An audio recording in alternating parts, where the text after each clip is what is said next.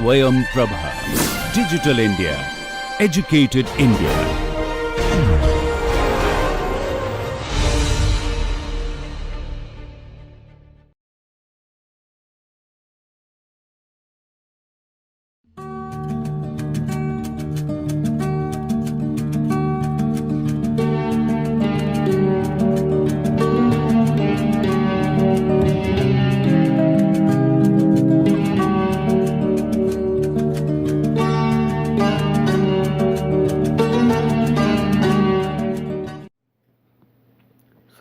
Hello students, welcome to the NPTEL online certification course on structural systems in architecture. We are in the module 2, the topic is strength of material, and today this is the third topic under the module 2, the second week, and today we are going to discuss the shear force diagram. In this particular lecture we will going to cover the following concept. We will start with the brief introduction of shear force, and then we will discuss the shear force diagram, what it is and how it can be drawn in a graphically for any kind of structural members under some external loading. And then we will do some exercise or some the workout problems of shear force diagram for cantilever beams and also the simply supported beams. There are a few learning objective also for this course, for this particular lecture. The first we will see the overview of the shear force, how it is and how it will be actually going to apply in a particular any member, and then we will discuss the concept of the shear force diagram, and with some illustration we will also do some of the shear force diagram for various type of beams and loading system.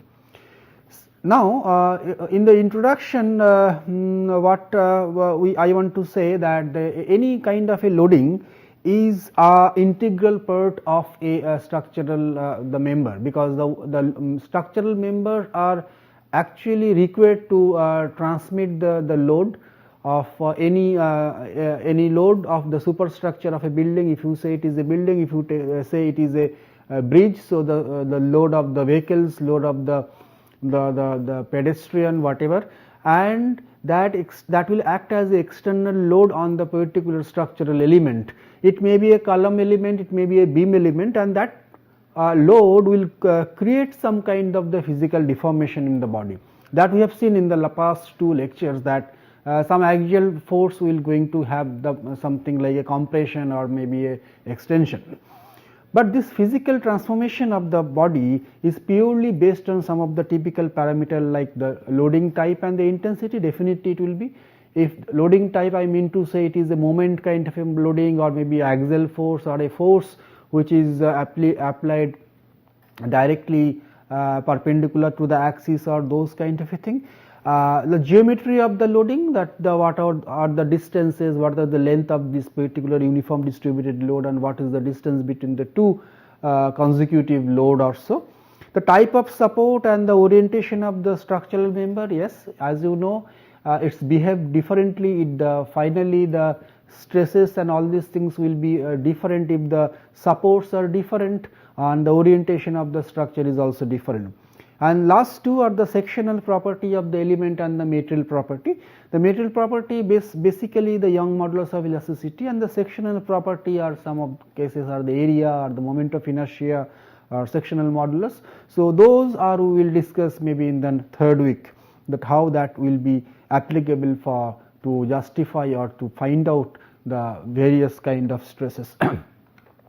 Now, as in this particular figure in the PPT or the screen is indicating a force, the orientation of the force according to the axis of the force, if I place it like this is a compressive force, and it will actually affect as a shortening of the member. Similarly, if the orientation of the force is changed and along with the, I mean it is outward in direction, then it is give you a tensile kind of a force which will give you elongation. A kind of the force which is perpendicular to the axis of the loading member, I am sorry, the perpendicular axis to the member of the structural member, and that will create kind of a layer deformation, then we say it is a shear force. And similarly at the end, if there is some kind of a moment which is a torque kind of a thing which is applicable as a force and the distance as a product of the force and the distance, then this moment also or couple also create a bending action. It is not any kind of elongation or shortening, it is overall bending of the particular body. So those are the typical force will be applicable here. So let us now discuss the shear force, because this particular lecture is based on the shear force and the shear force diagram. So here in the figure I have shown a beam, a horizontal beam, horizontal member which is supported by two wall, and there is a gap between these two wall. And if I place a load, heavy load on this middle span, middle portion of the beam, what will going to happen? And if I increase a beam, and if it is too much from the capacity point of view of the beam, this middle portion of the beam will translate, or it will move down, it will detach from the associate two portion that is in the supported by the wall. And this particular force, which is a layering force, which is go perpendicularly to the axis of the member along with the direction of the force, is called the shear force. So again the shear force, if I take the elevation view, so shear force is like that, the middle this purple color block which is supported at the middle, which will be going down because of the shear. And if you examine properly the boundaries where there is a failure occur, there are two mutually opposite directional forces will be applied, which will be equal to each other, because for because of the symmetry, or not the symmetry, but for the equilibrium point of view. And if this particular forces, which is one in upward direction and one is downward direction, both are equal, and specifically on that particular surface it is acting, and if these forces are more than the limit of the particular material capacity, then definitely that failure will be occur. So I have written over here, the shearing force is a slicing type of a force that pushing one part of the body in one specific direction and another part of the body in the opposite direction, and that is why this particular opposite direction and one part of direction, that is why this particular failure is going to occur. Now let us see the shear force diagram.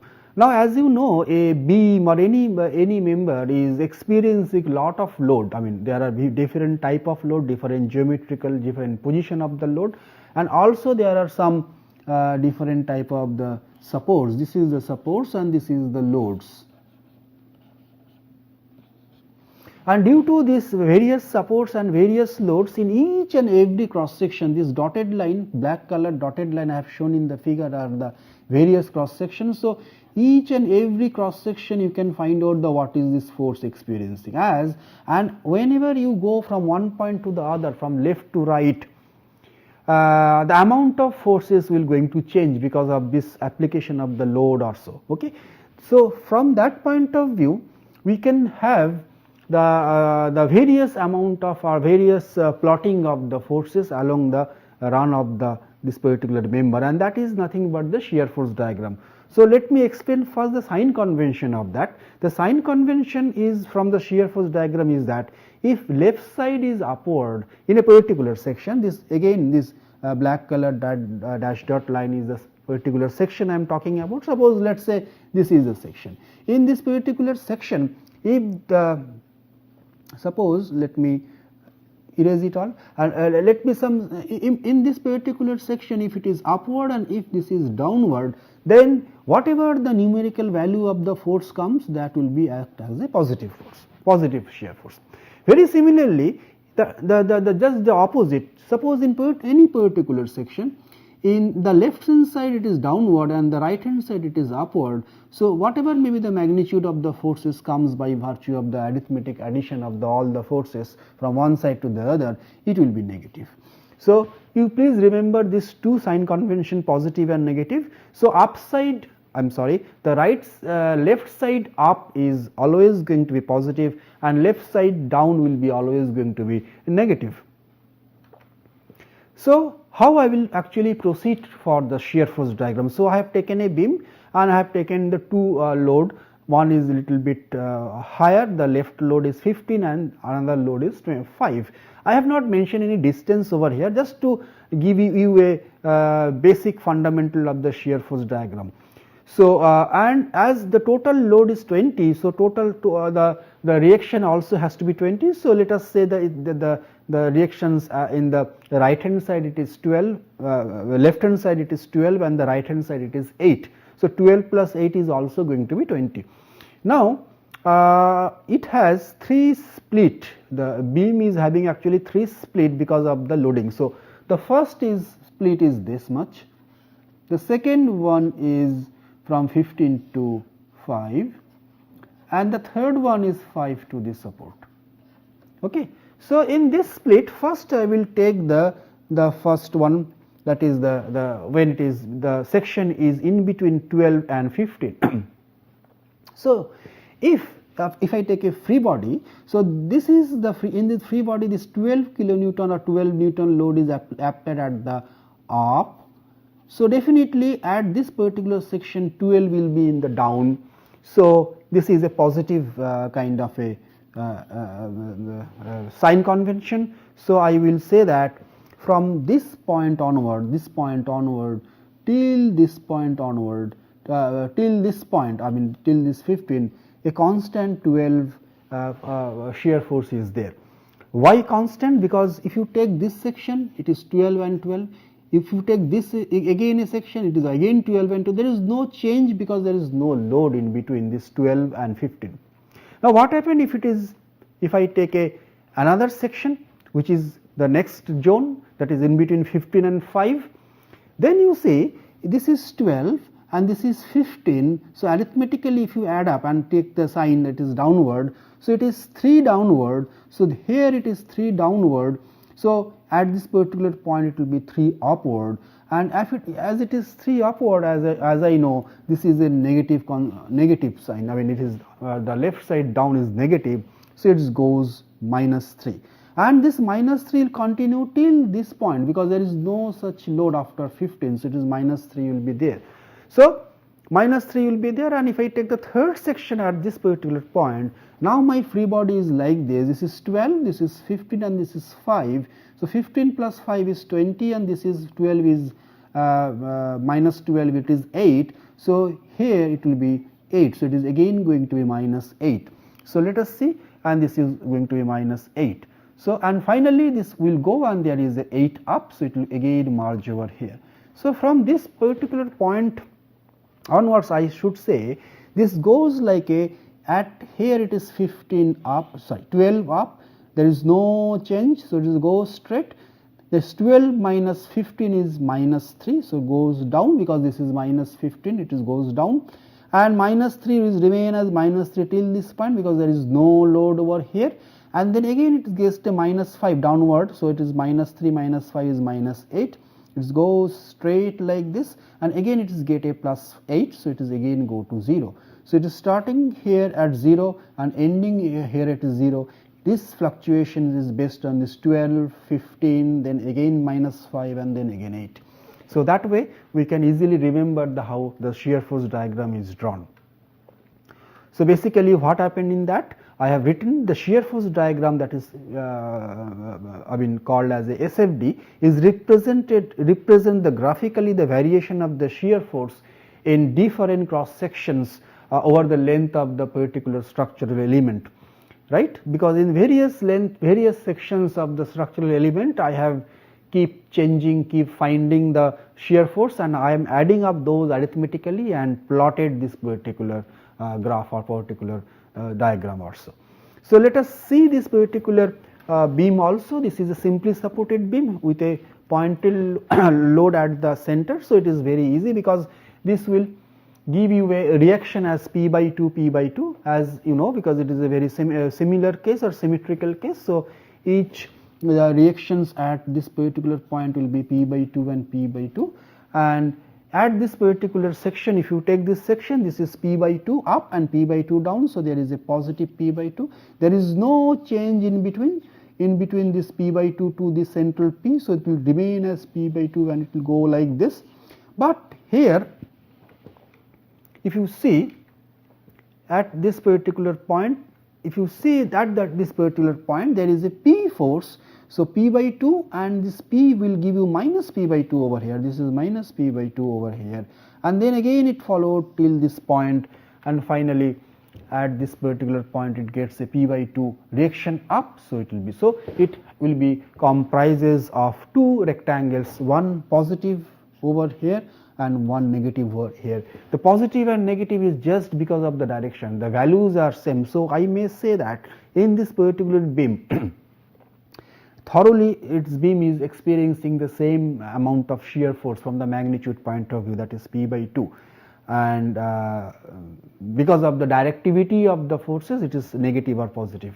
That does not mean that negative is less than the positive or positive is higher than the negative, no, it is just only for the direction point of view. Now let us see how can I draw this particular shear force diagram of a beam, simply supported beam having two pointed load at the L by 3 resistance. This is also known as the 1/3 span, two equal load at the 1/3 span. So as I know it is a very, how much will be the reaction, I have to first find out the reaction. Without finding out the reaction I cannot draw. It is a symmetrical case, so each support will take a reaction as P and this is also P. So let us say this is my A and this is my B, so B, so these are the, and this is the point C and this is point D. So here if I draw I will get a P up because this is a P. So from this point to this point there is no change in this particular, because there is no other external load. So this is P and this is go like this, but here at this particular point a P comes down, so this P and minus P gives me 0, and again there is no change, so it will go to the 0 line. At this particular point it gets again a P downwards, it is minus P now, so this is plus, this is minus, and again there is no change, and then finally a reaction P comes over here, so this is minus. So the shear force diagram will be like this. There are two rectangles and in between 1/3 length, this particular length of 1/3 there will be no shear force, no shear force. So see, this is the diagram I have drawn. So this is P, P, and there is no shear force in between. Then let us now go to a cantilever case. That the other two one are the pointed load case. It is also very simple. If it is P at the particular point, and if you take any section, this P had be counterbalanced by a force like this. So it is upward positive, so it is positive P, and it goes like that, and then this is the whole body is going to be under a whole, the length of the beam is going to be under a load P. Similarly, if it is something like a some pointed load, so at this particular point there is no load till this, so there is no load at all, nothing, it is just a straight line. But whenever you cross this first 20 kilonewton load, it's equal to 20 down, and then it goes up to that, and again if you cross this 10 kilonewton, then the total summation of the forces is 20 plus 10 is 30, and it will go till that. So one thing we have, it is clear to us that in case of a pointed load, in case of a concentrated load, shear force diagrams are comes in the steps. I mean, in between two loads there is no change, there is shear force is constant, that is a straight line, and if there is any force comes, it is go downward. If there is any reaction comes, it is go upward. Now let us see what happened if it is a UDL, the uniform distributed load. As you all know that uniform distributed load, if I say it is a 10 kilonewton per meter in a span of beam and having 3 meter length of that particular UDL, that means per meter 10 kilonewton is applied downward. Okay. And suppose if I have this particular beam and the total load on the system is 3 into 10 30 kilonewton, and proportionately I have divided 22 and 8 as the reaction. The reaction has to be equal to the external downward load. Again, I am not mention any distances here, just to give you a brief idea about how the shear force diagram can be done for the UDL. So again, let us start from the section to section. So here also the beam is split into 3 parts, from the support to the starting of this UDL, and this total UDL zone, this is the second one, and the third one from this particular, the end of the UDL to this particular support. So here it is 22, so there will be, in this cross section there will be again downward 22. So this up and downward 22, which is definitely going to be positive. So it is clear to me that it will be 22 up, and then it will go till 22 till the starting of this particular load UDL. Now the interesting thing happens.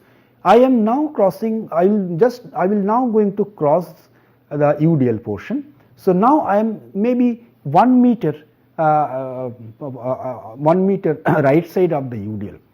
So as I proceed by 1 meter right side of the UDL, I have already encountered a 10 into 1 downward load. Why? 22 is already there, and this 10 kilonewton per meter, and if it is acting at a distance of 1 meter, that means a 10 kilonewton into 1, that means 10 kilonewton load is applied downward. So total the arithmetic summation of the load will be 22 minus 10 into 1. So this 12 kilonewton load will be applicable, or the summation. So this will be now go in inclined fashion, because each 1 meter you go, you will lose 10 kilonewton. Another further, if you go 1 meter, you will lose another 10. So you will be now, instead of 12, you will be at 2. Like that, you will go like 1 kilonewton per 10 kilonewton per meter run. So at this particular point where this particular the UDL is end over here, so you already lose 30 kilonewton because the of the running length of 3 meter. So you are left with minus 8. Why minus 8? 22 minus 30 is minus 8. So your diagram will be like that. Now this sloping line crosses 0, 0 line and go minus 8. But after this point onward, there is no load, no UDL. So it will continue like this, and again it goes up as a as 8 or so. So what we understand is that in case of the UDL, it is a sloping line, but in case of the pointed load, it is a stepwise, it moves.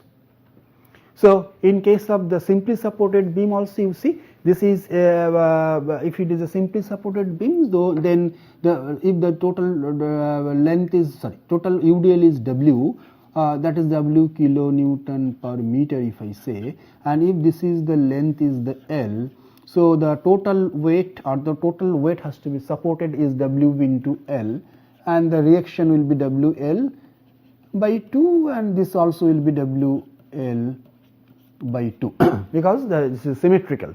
So it will start with a WL by 2 up, and each 1 meter it goes, a W will be down. Again you go 1 meter, again a W will be loose, because per meter it is W downward. So gradually if you go at the center, WL by 2 will be losing, you lose WL by 2 because L by 2 is the run, and you are now at 0, and again it will go minus WL by 2 and get a push up at WL by 2. It is also a symmetrical triangular diagram. So here I have given a kind of a numerical values also in this particular slide. If I put 12 kilonewton per meter as a UDL and 5 meter as a span length, so 12 5 the 60 is the total load. So the contribution of the of this to the reaction will be 60 by 2. Okay, that is 30. So 30 it goes, and by half run what will be 30 goes, and by half run it go, this is 2.5 meter.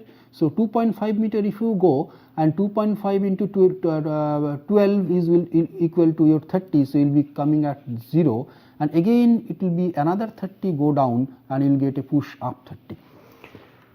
So now let us see this particular section, the beam which is a half UDL, the portion of the beam is half UDL, and as now we can calculate the reaction as the 8 RB, because if I take the moment about A, this is moment about A equal to 0, then this is 8 into RB, so 8 RB in this way, 8 into RB must be equal to the moment because of this particular load. So, that is 10 into 4 into 2, because 10 into 4 into 2, 10 into 4 is the total load and 2 is the lever arm or the distance from A it is acting. So, RB is 10 and total load is 10 into 4 40, 40 minus 10 is equal to 30. So, I can write that the reaction at A is 30 and reaction at B is your 10. So, this 30 will be up and per meter it will lose 10. So, if you go 1 meter it lose 10, so it is 20. Again if you go 1 meter it lose 10, that is 10. Again you go 1 meter you lose 10, so it is 0. So, after 3 meter run you are 0 and then again you go 10 meter because this is total 4 meter of length. So, this is minus 10 and there is no load, so it goes straight and then get a push up 10. So, it is I am starting here from 0 and end here at 0, goes up 30, lose 40 almost and then it is minus 10 and then this is going to be at 0, I mean at 10 and then it will be 0. So, at this particular moment at a point as 3 meter from the right hand side left hand side, the shear force equal to 0. If suppose that this loading intensity is higher, so suppose it is higher, then the slope will be much more higher and you will get 0 shear force very nearby.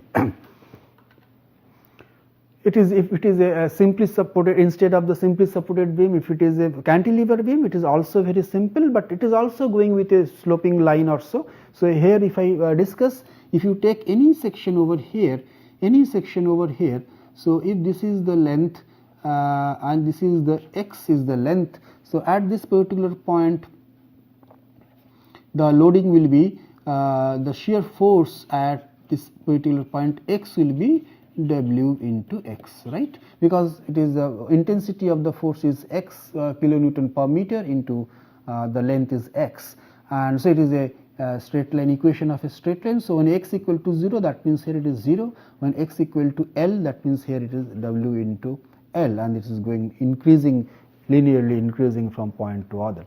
Suppose you take this as another section, so another case. So, if it is 15 kilonewton per meter, so it goes down 15, nothing is there, goes straight, then a 10 kilonewton per meter runs for 2 meter. So, if you come here, you automatically go down by 10 into 220, so 15 plus 20 is 35 here, and again you get a downward 20, so 35 plus 20 is 55. There is nothing over here, go and you will get a definitely reaction of 55 like this, because every summation of the force will have a, because it is free and the reaction will be 55 over here. So, this goes normal. So, like that it will follow the path. So, what we understand from here, if there is in case of a shear force diagram, if you see this particular span has 3 total span is divided into 3 subdivisions.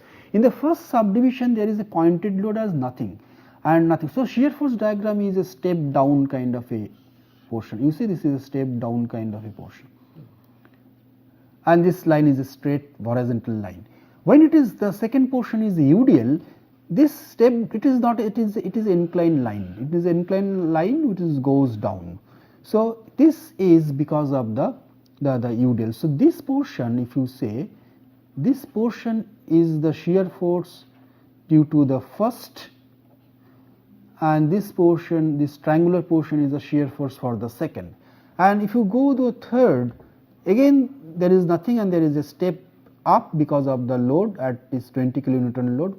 So, if you just provide here, this is for the third and this is 1 and this is 2, this already over there.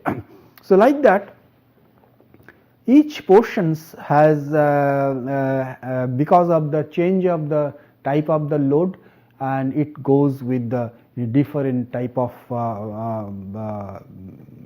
steps or maybe the inclination of the line or those kind of thing will be straightway visible for any kind of a shear force diagram. So, I have taken these are the reference of some of the books in this particular lecture. In the conclusion, I must say that the shear force is a slicing force we have seen that can be acted on a structural sections due to some external loading.